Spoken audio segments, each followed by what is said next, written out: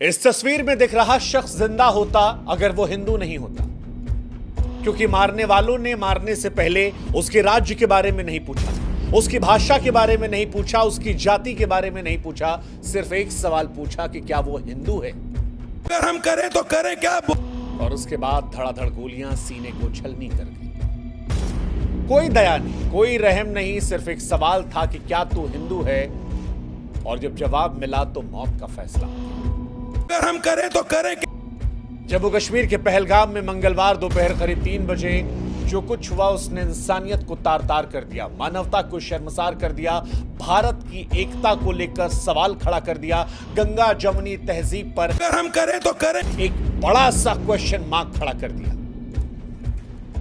कश्मीर में 26 लोगों की मौत की पुष्टि हो गई है और यह आंकड़ा और बढ़ सकता है।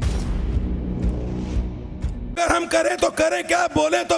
लेकिन ये 26 लोगों की मौत किस तरह हुई है, अगर ये आप जानेंगे तो यकीन मानिए आपकी रूह कांप जाएगी, इंसानियत से आपका विश्वास उठ जाएगा। अगर हम करें तो करें क्या बोले तो।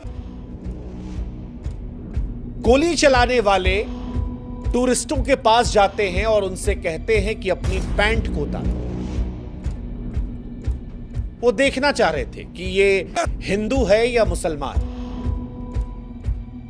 और जब कंफर्म हो गया तब गोली मार दी। पैंट उतरवा कर गोली मार दी गई। तो करें क्या? भारत में अक्सर हम गंगा जमुनी तहजीब की बात करते हैं, ये कहते हैं कि मजहब नहीं सिखाता हमें आपस में बैर रखना, लेकिन आज इस देश में बहुत सारे लोग ऐसे हैं जो ये सवाल पूछ रहे हैं करें तो करें क्या? कि गोली मारने वाले अगर किसी मजहब से नहीं थे तो मजहब पूछे गोली क्यों मारी। और बड़ा अफसोस हो रहा है हमें आज ये सवाल कहते हुए, क्योंकि जो ये सवाल पूछ रहे हैं उनकी बात को भी हम पूरी तरह नकार नहीं पा रहे। अगर हम करें तो। चंद रोज पहले हम कश्मीर के अंदर थे और हजारों लोगों से मिल रहे थे, बेशुमार मोहब्बत हमें भी मिली थी, लेकिन उसी कश्मीर में वो लोग भी हैं जो मजहब, जो धर्म देखकर लोगों को कत्ल कर रहे हैं। और इसी वजह से आज बड़े अफसोस से हम कह रहे हैं कि इस सवाल को हम चाहकर भी नकार नहीं पा रहे, क्योंकि जिन्हें मारा गया उनके साथ कोई बहस नहीं हुई, कोई सवाल नहीं पूछा गया। अगर हम करें तो करें क्या बोले तो। इंसानियत को नहीं देखा गया। और इसीलिए हम बड़े अफसोस से कह रहे हैं कि यह हत्या नहीं, ऐलान था, ऐलान था कश्मीर में हिंदू होने का, कि अगर हम करें तो करें क्या बोले तो। आप हिंदू हैं तो कश्मीर में यह जुर्म है। ना जाति पूछी गई, ना भाषा पूछी गई, ना राज्य पूछा गया, सिर्फ एक सवाल,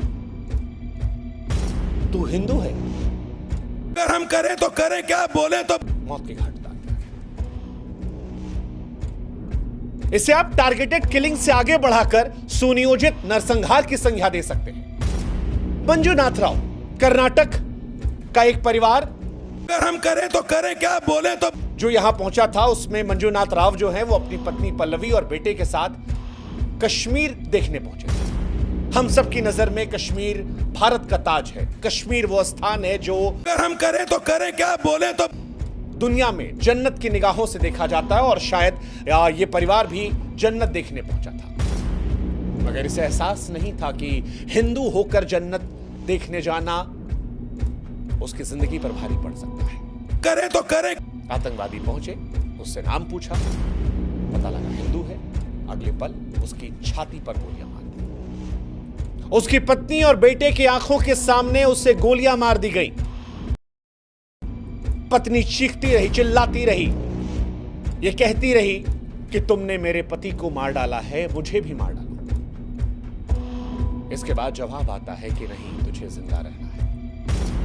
अगर हम करें तो करें क्या बोले तो। जा मोदी को बता देना। शब्द नहीं मेरे पास, शब्द नहीं है, आत्मा चीत्कार कर रही है। हम इस देश में दिन रात संविधान की दुहाई देते हैं। अगर हम करें तो करें क्या बोले तो। संविधान कहता है कि हम सब एक हैं, बराबर हैं, मगर आतंकवादियों का संविधान वो कहता है कि हिंदू काफिर है। उसे सांस लेने का हक नहीं। वो कहता है कि अल्लाह का फरमान है कि हर काफिर का खून बहा दो। बांग्लादेश से बंगाल और कश्मीर तक मारने वाले भी वही, मरने वाले भी